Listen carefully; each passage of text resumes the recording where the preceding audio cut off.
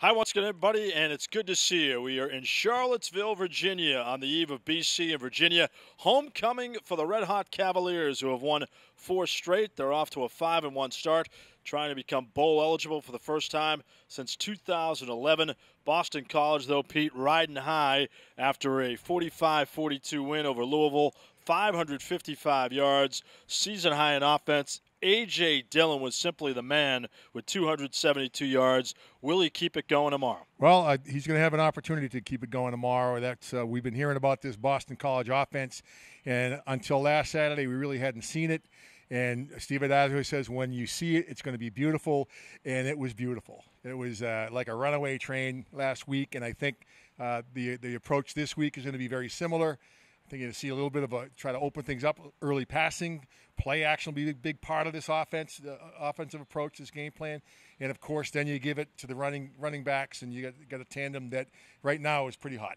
A stingy defense for the Cavaliers, anchored by safety Quinn Blanding, linebacker Micah Kaiser, the 2 top leading tacklers in the ACC. BC's going to be aware of them. How do they loosen up the Cavaliers' defense? Well, like I said, they're going to have to go a little early.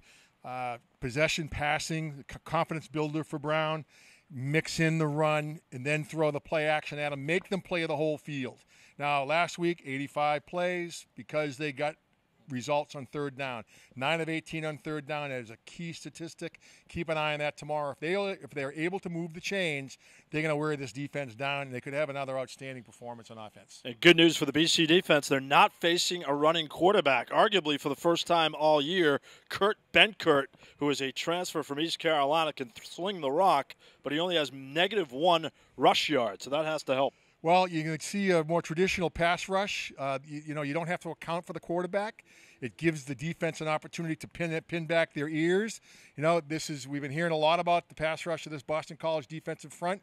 Well, I think they're going to throw the kitchen sink at them. They're going to give them an awful lot to think about. They're going to force them to pick up a lot of different looks. And although they have got great receivers, the challenge will be, can they throw the ball under pressure to the receivers? When you have pressure coming from the defensive line of the front 7, it makes life a lot easier for the secondary. So that's where the big matchup's going to be. If they're able to create pressure on this quarterback, I can see very positive things for this defense. Many subplots tomorrow at noon on the BC IMG Sports Network, also 12:30 as well. He's Cronan, I'm Meterparel. Good night from Charlottesville.